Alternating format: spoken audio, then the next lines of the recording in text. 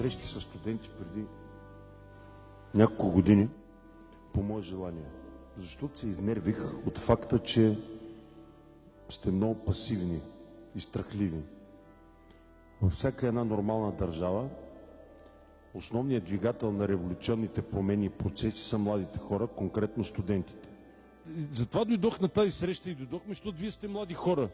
Вие трябва да сте, логичното е вие да сте революционери, а не пенсионерите, които са 2,5 милиона и се борят за кисело мляко и за тия нищожни пенсии, с които умират от глад и от унижение. А живота е пред вас. Какво чакате? Да дойде кой? Как ще живеете достойно? На кой от вас му пука дали ще живее достойно? Тая дума аз направо не мога да разбера колко хора са изключили тотално от речника си. Тук на власт са тарикати. Здравейте, казвам се Борислав Дренски и уча в Медицинския университет Пловдив. Въпросът ми към вас е защо чак сега направихте този референдум? Това не бяха първите избори, които бяха опорочени.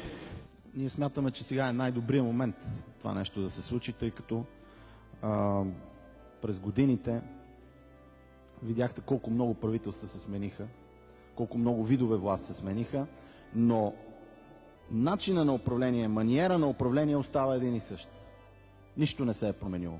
Няма разлика дали министър-председател ще е Пешо, Гошо или Иван, защото самата система в момента е порочна и тя възпроизвежда един и същ модел на власт, един и същ порочен, корупционен модел във всички сфери.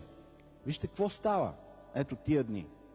Ето вчера, да кажем, съда излиза и казва Христо Бисеров е невинен по всички обвинения. А дали това е така? Дали ние всички тук сме убедени, че Христо Бисеров е невинен? Цветан Василев. Сега някакъв имот днеска излезнаха в новините, че те ли му вземат Швейцария за 40 колко милиона. Общо имущество за близо 1 милиард лева. Какви са тия хора, бе? Представете си. На мен не ми харесва това, че казвате, вие правите референдум. Не го правим ние референдума. Референдума го правим всички ние.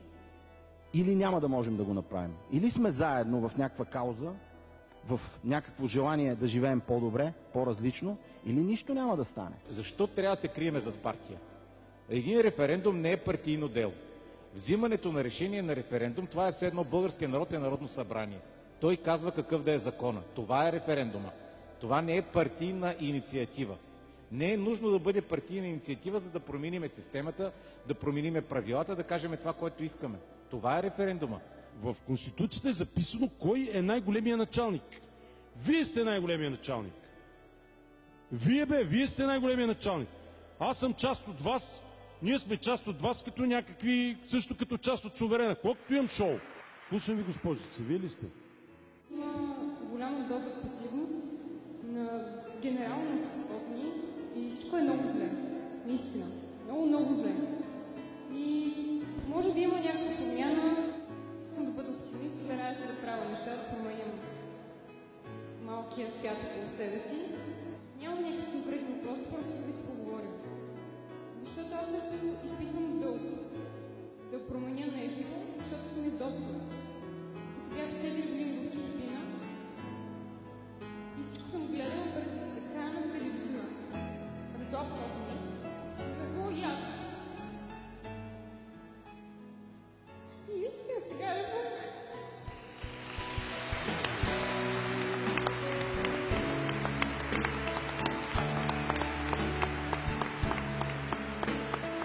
Никой не ни кара това да го правим. Никой. Ние можем просто да си живеем, да си храним семействата, аз да си храна хората, те си хранят семействата и така. Никой не ни кара. Никой ни е карал и преди да тръгнем да правим референдум. Ние не го правим това с някакъв интерес, с някаква цел. Всички говорят всичко. Аз съм чул толкова слухове за себе си, че въобще не ми се и мисли. Дали ще ставам президент, или това е някаква стратегия, ще ставам министър-председател. Всеки глупости могат да чуете. Истината е, че го правим, защото просто такъв е нашия морал. Вярвам и във вашия морал.